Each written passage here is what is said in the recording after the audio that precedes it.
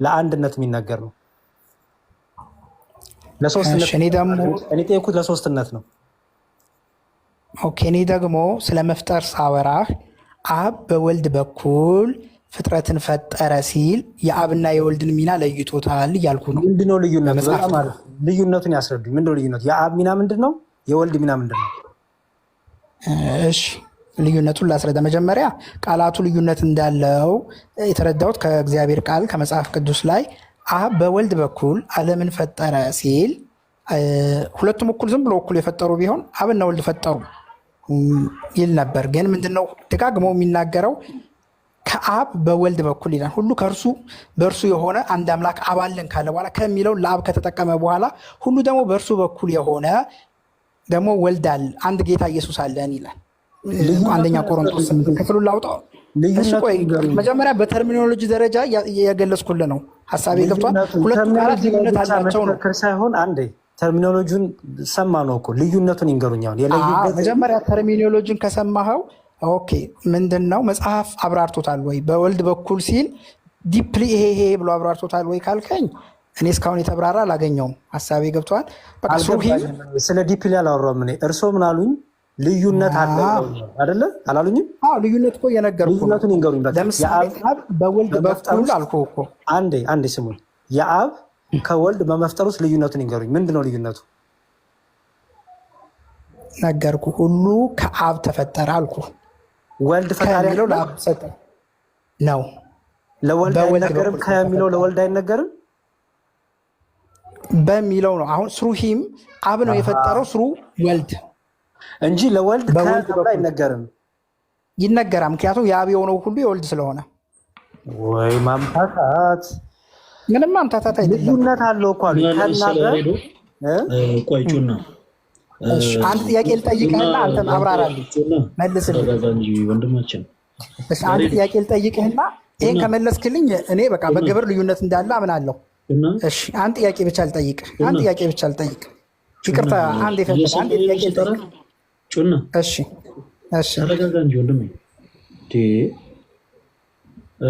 ያሬዱ የክህነት ትምህርትን ካለመረዳት የተነሳ እያለ ያለው በወልድ ስላለ ለክ እንዴት ነው የጆባ ዊትነሶች አይነት ትምህርት ማለት ነው። በወልድ ኦልሬዲ በቋንቋ ደረጃ ነው እንጂ ጩና የሚለያየው ልክ የጆባ ዊትነስ አይነት ትምህርት ነው እየነገረን ያለ ነው። ይሄ የክህነት ትምህርትን ካለመረዳት የተነሳ ይመስለኛል እንዲህ አይነት ሀሳቦች ይነሳሉ ያለው እና ያሬዶ ምናልባት ክህነትን በመጀመሪያ ብትጠይቀው ክህነትን ተረድቶታል እንደው እሱ አሁን እኮ በግብር የሚለው እንግዲህ ሶስትነት ነው። አሁን ያልገባው ጩና ሶስትነትን ስናወራ አብ ልዩ የሚያደርገው ግብር አለው ከወልድ ወልድ ከአብ ልዩ የሚያደርገው ግብር አለው። መንፈስ ቅዱስ ከአብ እና ከወልድ ልዩ የሚያደርገው ግብር አለው ነው ጥያቄው። ይሄ ነው። አሁን መፍጠር እንዴት ልዩ ያደርጋቸዋል? ስላሴን በመፍጠር አብ ከወልድ እንዴት ልዩ ያደርገዋል? ወልድን ከአብ እንዴት ልዩ ያደርገዋል? ስለ መፍጠር ስናወራ ስለ አንድነት ነው የምናወራ እንጂ ለሶስትነት አናወራ። በየትኛው በስላሴ ትምህርት ነው መፍጠር ለሶስትነት ተሰጥቶ የሚያውቀው? ሶስትነት ስናወራ እኮ ልዩ ሶስትነት ነው የምናወራው። አብ ወልድ አይደለም እያልን ነው። ወልድ አብ አይደለም እኮ እያልን ነው። ስለዚህ እዚህ ውስጥ ከተን መፍጠርን ሶስትነቱን ልንከት ነው።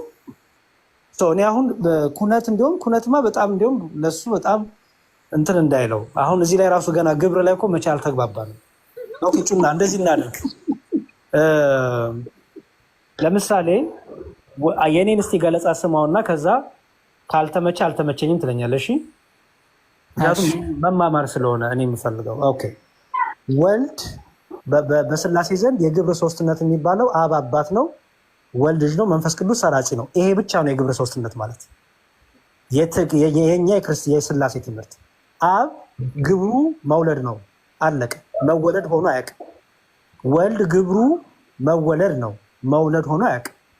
መንፈስ ቅዱስ ግብሩ መስረጽ ነው፣ መወለድ ሆኖ ግብሩ አያውቅም። ወይም ደግሞ መውለድም ሆኖ ግብሩ አያውቅም።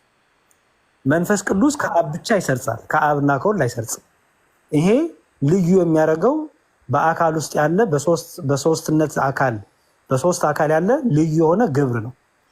እዚህ ግብር ውስጥ ለምሳሌ አይተኝ ከሆነ በዚህ በዛ አላልኩም፣ በከ ምናምን ነገር የለም። በቃ አብ ግብሩ መውለድ ማስረጽ ነው፣ አለቀ። መወለድና መስረጽ የአብ ግብሩ አይደለም። ወልድ ግብሩ መወለድ ነው ከአብ፣ መስረጽ ግን አይደለም። መንፈስ ቅዱስ ግብሩ ከአብ ብቻ ይሰርጻል፣ መወለድ ግን ግብሩ አይደለም። ከዚህ ውጪ ወደ መፍጠር ከመጣ የእኛን የክርስቲያኖችን ትምህርት መፍጠር የሚለው ለመለኮት ባህሪ ሆኖ የሚነገር ስለሆነ መፍጠር ባህሪ ከባህሪ የሚመነጭ የባህሪ ትንታኔ ስለሆነ ባህሪ ደግሞ በአብ በወልድ መንፈስ ቅዱስ ግን ዘንድ አንዲት ናት። ስለዚህ መፍጠር፣ ማቀድ፣ መወጠን፣ ማወቅ፣ መስራት እነዚህ ሁሉ አንድ ነው። ለአብም ለወልድ መንፈስ ቅዱስም አንድ ነው እንጂ የተለያየ ነው ብለን የምንናገረው አይደለም። ይሄ ንግግር ይሄ ትምህርት ትቀበለዋለች ሳትቀበለው? ከተርሚኖሎጂ ሌላ እቀበለዋለሁ ማለት ምንድን ነው? እኔ ስማር የተማርኩትን ራሱን አሁን ያልከውን የተማርኩት ግን አሁን እኔ ግብር ሳይሆን ግብር የሚለውን የተረዳሁት እንግዲህ ተግባር ነው። ምናልባት ግዝ ስለማንጠቀም ሊሆን ይችላል። ተግባር ነው እኔ ግብር የሚለውን የተረዳሁት። አሁን አንተ ያልከኝን የተማርኩት ምንድን ነው? ማንነት በሚለው ነው። የአብ ማንነቱ አባትነት ነው። የወልድ ማንነቱ ወልድ ልጅነት ነው። የመንፈስ ቅዱስ ደግሞ ሰራጺነት ነው። ስለዚህ እሱን እስማማለሁ። ግን አሁን ምንድን ነው ተርሚኖሎጂ ግብር የሚለው ተርሚኖሎጂ ብቻ ነው እንጂ የለየን ሀሳቤ ገብቷል። ለዛ ነው ተርሚኖሎጂን መጀመሪያ ዲፋይን እና አርግ። ተግባር ካልከኝ እንለያያለን። አሁን ቆይ የኔን ሀሳብ ልንገርህ። ሀሳቤ አሁን ያንተን ሀሳብ ተቀብዬዋለሁ ሙሉ ለሙሉ ሀሳቤ ገብቷል። ከአንድ ነገር በስተቀር ቆይ አንዴ ይቅርታ ልጨርስ። ሀሳቤን ባታስቆመኝ ደስ ይለኛል። አሁን ያንተን ሀሳብ ተቀብዬዋለሁ አሁን ባልከኝ ዲፊኒሽን ማለት ነው። ምክንያቱም ቃላት ለመግባባትነት የምንጠቀማቸው ናቸው። ሀሳቤ ገብቷል። ስለዚህ ግብር ብለህ አባትነትን ልጅነትን እና ሰራጺነትን ነው እንደ ግብር ተርሚኖሎጂውን የሰጠኸው። ስለዚህ በዛ መሰረት ከሄድን አዎ ያልከው ነገር መፍጠርን በባህሪ ውስጥ ስለከተትከው ማለት ነው። እኔ ደግሞ ግብር የሚለውን የተረዳሁት ተግባር በሚለው ነው። ለምሳሌ አብ ተግባሩ ምንድን ነው? ወልድ ተግባሩ ምንድን ነው? መንፈስ ተግባሩ ምንድን ነው? የሚሰሩት ስራ ማለት አባቴ እስከዛሬ የሰራን እኔ የምሰራ ነው። እየተረጋጋ ፕሊዝ። ኦኬ መስራት ባህሪ ነው ወይስ አይደለም? መስራት፣ ማከናወን፣ ማቀድ፣ መፍቀድ ባህሪ ነው ወይስ አይደለም? የባህሪ መገለጫ ነው እኔ የተረዳሁት። በጣም ጥሩ። ሶስት ባህሪ ነው ያለው ወይስ አንድ ባህሪ ነው ያለው? አንድ ባህሪ። ሶስት ባህሪ የለም አይደለ? አብ ከወልድ የተለየ ባህሪ የለውም። ወልድ ከአብ ከመንፈስ ቅዱስ የተለየ ባህሪ የለውም አይደል? የለውም። ስለዚህ ስለመፍጠር፣ ስለማቀድ፣ ስለማከናወን፣ ስለመስራት ስናወራ ሶስትነት ነው ወይስ አንድነት ነው? ኦኬ አሁን እዚህ ጋር ትንሽ ጥያቄ የሚፈጥር ነገር አለ። ምክንያቱም አሁን ግብር ብላይ አሁን ለምሳሌ መሰቀል ለምሳሌ ተግባር ነው። ስለ ስላሴ ስናወራ የምናወራው እኛ ሳንፈጠር ስለነበረው ፍጥረት ሁሉ ሳይፈጠር ስላሴ በሶስትነቱ ነበር አልነበረም? ነበረ። ስለዚህ ወልድ ስጋ ከመሆኑ በፊት የነበረውን ወልድ ስጋ ከመሆኑ ብቻ ሳይሆን ወንድሜ በቃ ፍጥረት ሁሉ ከመፈጠሩ በፊት ስላሴ በሶስትነቱ ነበር አይደል? ጊዜን ገደብ አድርገን ነው እያወራን ያለ ነው። እንደዛ ከሆነ ማለት ወልድ ስጋ ከሆነ በኋላ ስላሴ ፈርሷል አልፈረሰም አይደል? ነበር ወይስ አልነበረም እኮ ነው ያላችሁ። ምን ሆነ ነው የስላሴ ትምህርት ማለት? ይኸውልህ ወንድሜ የስላሴ ትምህርት ማለት ከፍጥረት በፊት በነበረው ብቻ ነው። አንዴ አትግቡ ፕሊዝ። ከሌላ ሰው ጋር ታወራላችሁ ሁለተኛ ያላችሁት። አንዴ ወንድሜ የስላሴን ትምህርት ስናወራ ይኸውልህ የስላሴን ትምህርት ስናወራ ስለ ክርስቶስ ቤዛነት አይደለም የምናወራው። በደንብ አስተውል ወንድሜ። የስላሴን ትምህርት ስናወራ ክርስቶስ ተገረፈልን የምናወራው አይደለም። የስላሴን ትምህርት ስናወራ ሰዎች እንዴት ዳኑ አይደለም ትምህርቱ። እሱ ስጋዌ ተብሎ ስለ ነገረ ስጋዌ ሲባል የክርስቶስ ሰው መሆን የሰዎች ማዳን ሁሉ እዛ ውስጥ ይነሳል። ስላሴ ስትል ግን ስለ ክርስቶስ ቤዛነት አይደለም የምታወራው። ስላሴ ስትል ስለ ክርስቶስ መገረፍ አይደለም፣ ስለ ሰዎች መዳን አይደለም የምታወራው፣ ስለ መስቀሉ አይደለም የምታወራው። ስላሴ ስትል የእግዚአብሔርን ማንነቱ ነው የምታወራው። በሶስትነት በአንድነቱ ያለውን ማንነቱ ነው የምታወራው። ኦኬ ሶስት ስም ምንድነው? አንድ ስም ምንድነው ነው የምንለው። አሁንስ ገባ? እሺ ተረዳው። እኔ ልል የፈለግኩት ነገር ምንድን ነው መሰለህ ያልኩ ያለሁት ለምሳሌ ተግባርን በምናወራበት ሰዓት መንፈስ ቅዱስ ለምሳሌ ኦኬ ከፍጥረት በፊት ተግባር አሁን ግብር የሚለውን ነገር ወይ ማንነት ነው። እስኪ ግብር የሚለውን ቃል ዲፋይን አድርግልኝ። ይቅርታ ወይ እሱ ሊሆን ይችላል ትንሽ ልዩነት የፈጠረብኝ ማለት ያው ግብር የሚለውን የማውቀው ተግባር ስራ። ለምሳሌ መንፈስ ቅዱስ መጥቶ በእኛ ህይወት ውስጥ የሚሰራው ስራ ገብቶሃል ላይ እሱን ተግባር ነው። ስለ ስላሴ ሲወራ ለምንድን ነው ስለኛ የሚወራው? እኔ እኮ አልገባኝም። በእኛ ውስጥ መንፈስ ቅዱስ የሚሰራው ተግባር ስለ ስራ ነው እያወራን ያለን። ስለ ስራ ነው እያወራን ያለን። ሀሳቤ ገብቷል። ስለዚህ ቃላቶቹ ናቸው። ምናልባት ሀሳብህን እኮ ትክክል ነው ብያለሁ፣ ሙሉ ለሙሉ ደግፌያለሁ። ግን የተጠቀምካቸው ተርሚኖሎጂ ላይ ልዩነት አለኝ ነው ማለት የሆነ ቋንቋ በአንተ ቋንቋ የለም የተማርኩት ነው ስማር ስላሴ። ስለዚህ እሱ ላይ ፎከስ እናድርግና በቃ በጣም ብዙ ሰውም ስላለ የማይሰለች እንዳይሆን እንደዚህ እናድርግ። ኦኬ ለምሳሌ መፍጠር፣ መግዛት፣ ማቀድ፣ ማወቅ፣ መወሰን፣ መፍረድ ለሶስትነት የሚነገር ወይ ስለ አንድነት የሚነገር?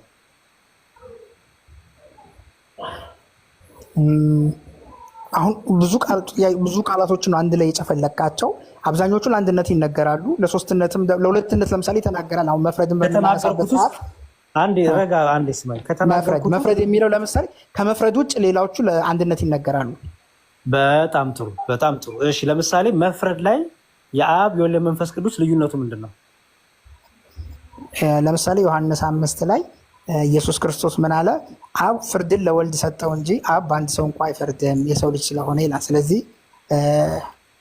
ፍርድን አብ ለወልድ ሰጥቶታል፣ አብ አይፈርድም ስላለ ማለት ነው። መፍረድ ስለማይችል ሳይሆን የሰው ልጅ ስለሆነ ፍርድን ስለሰጠው ማለት ነው። ስለዚህ ለይቶ ተናገረው ፍርድን ማለት ነው። አብ አይፈርድም በአንድ ሰው እንኳ ለወልድ ሰጠው ይላል። አንዴ እሺ፣ አብ አይፈርድም መንፈስ ቅዱስም አይፈርድም።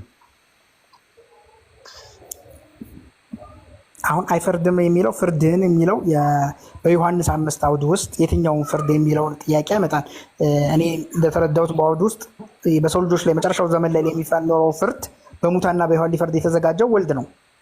እኔ ስለ ስላሴ እያወራ ነው አይደል? አሁን ገብቶኛል። ስለ ስላሴ ተግባር እያወራ ነው። ስላሴ ስናወራ ስለ ስላሴ ስናወራ ከሰው ለይተህ አታወራም። ከሰው ለይቼ ላውራው ካልክ መፍረድ የሚለው ከሰው ለይቼ ማወራዋለሁ። እኛ ኦርቶዶክሲያን ከሰው ጋር እናያይዘውም። ስላሴን ለማስተማር እኔ እንዴት ዳንኩም ብዬ አይደለም የምጀምረው። የስላሴን ለማስተማር ክርስቶስ መስቀል ተሰቀለ ብዬ አይደለም የምጀምረው። የስላሴን ስናስተምር እግዚአብሔር ራሱ ይሄ ነው በቃ ሰውም ሳይፈጥር ዓለማት ሁሉ ሳይፈጥር እግዚአብሔር በሶስትነቱ ነበር አልነበረም? ነበር አይደል? ነበረ። በሶስትነቱ በነበረ ጊዜ በፍርድ የተለያየ ነው እግዚአብሔር? ልጠይቅህ ጥያቄ። እኔን አትጠይቀኝ ፕሊዝ፣ ቶሎ መልስልኝ። በፍርድ የተለያየ ነው እግዚአብሔር? ሳይፈጠር ማን ላይ ነው የሚፈርደው? ፍርድ እኮ የሆነ የሚፈረድበት አካል አለ፣ የሚፈርድ አካል አለ። ለይተህ እንዴት ነው የምታወራው? ነው ወንድሜ ያልገባኝ ነገር። ዓለም ከተፈጠረ በኋላ እሺ፣ አንዴ ዓለም ከተፈጠረ በኋላ በፍርድ የተለያዩ ስላሴ? ለምሳሌ የመጨረሻውን ፍርድ አብ አይፈርድም አልኩህ እኮ፣ አሁን ነገርኩህ እኮ። ለወልድ ሰጠው አልኩህ። ስፔሲፊክሊ ወልድ ነው የሚፈርደው። እሺ፣ አብ አይፈርድም ማለት ወልድ ብቻ ነው የሚፈርደው ማለት ነው?